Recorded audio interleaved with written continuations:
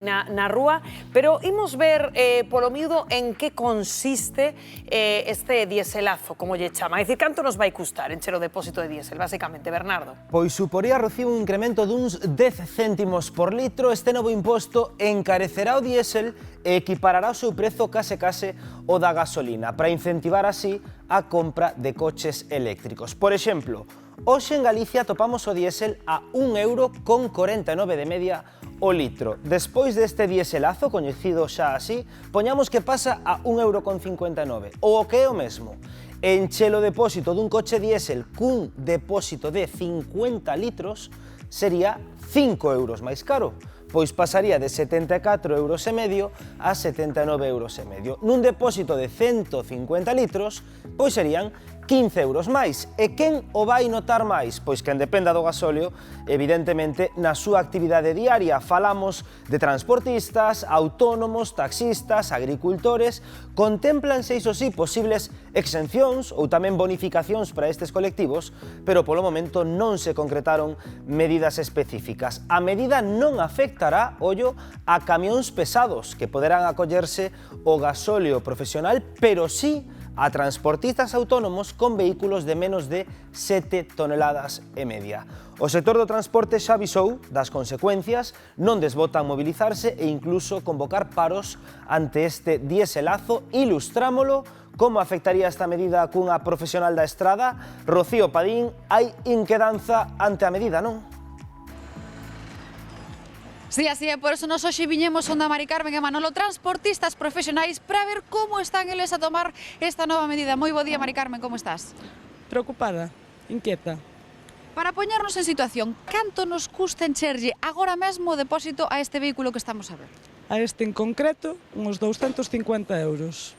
Ahora, cando veña esa subida interesante, pois uns 50 € máis por depósito. E ao mes, a este vehículo, canto vai supor?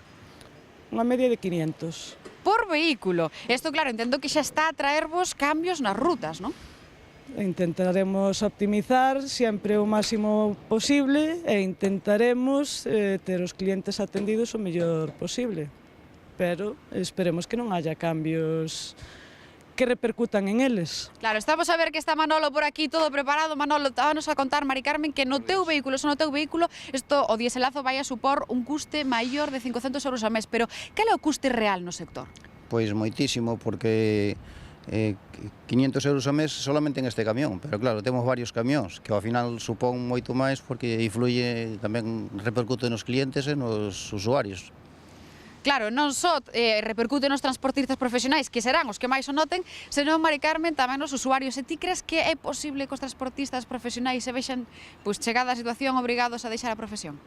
Habrá transportistas que sí, porque hai transportistas que teñen un vehículo solo ou teñen dous. Entonces, ao mes, queiras que non, pois tens que reducir por algún lado. Ou reduces personal, ou reduces directamente a empresa, porque se tens un vehículo solo non eres capaz de mantelo.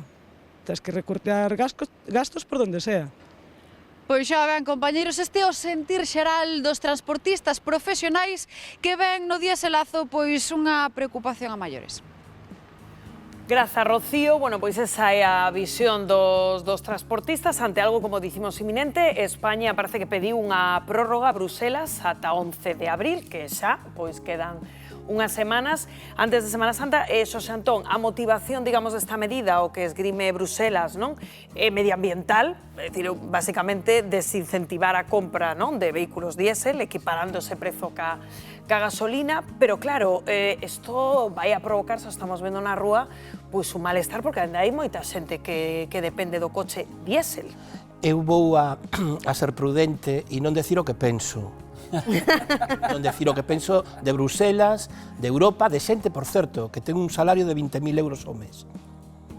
Que están cobrando 20.000 € ao mes. Entón vou ser prudente e non decir o que penso, porque se digo o que penso, pois non sei.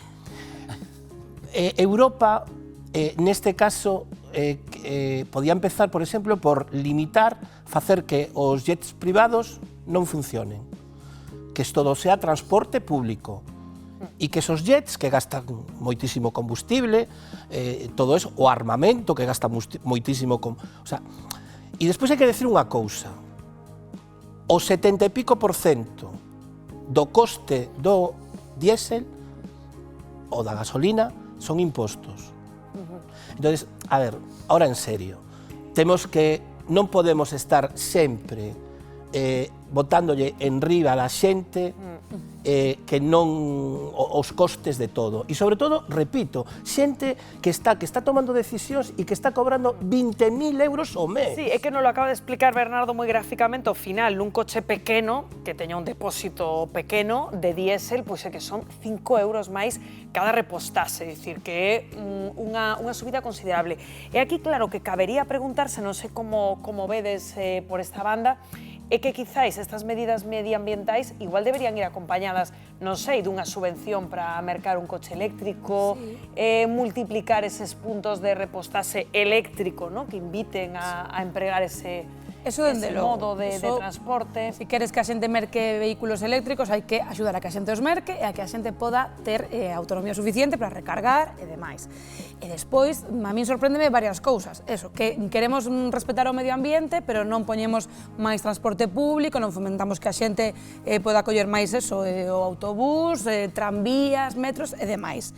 E despois que os traballadores do transporte ata 11 de abril teñen esta prórroga, pero que tampouco se sabe ben cales van a ser as axudas para a xente que xa vai ter que pagar por traballar. Pero este punto que dicía Ana é moi interesante, Pepo, o de que quizáis se imos ata unha sociedade de que deberíamos apostar menos polos combustibles fósiles, quizáis habería que adaptar as cidades, non?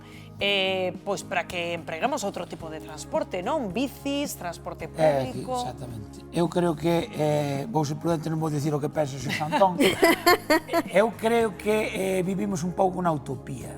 Isto de subir os combustibles para incentivar que se cambie... Vamos a ver, señores, se queren vostedes que utilicemos coche eléctrico directamente, proíban os coches diésel, directamente, e acabouse. É que non poida comprar eléctrico que compre o que non que vaya a pé, ou que vaya como poida. Porque hai 90 anos non había coches e a xente buscaba esa vida para chegar aos sitios. Entón, non podemos andar con medias tintas de queremos incentivar e a ver se poñemos un cambio. Non, porque o coche eléctrico é absolutamente inadmisible a día de hoxe. Polo prezo que ten, polo mal que está o tema das recargas, é porque non hai autonomía suficiente. Non se pode cruzar Galicia nun coche eléctrico, punto, acabouse. Entón eu teño que ter un diésel, sinto moito. É total, a mí que máis me dá, poñed o diésel o precio que vos dé a gana, porque eu vou botar 20 euros. Igual que sei. Eu vou a gasolina, boto 20 euros, acabouse, a mí que me importa. Ou compartir, que non nos queda máis, pero que, ademais, é que seguiremos falando estes días deste asunto, Xosé Antón, pero que hai outro problema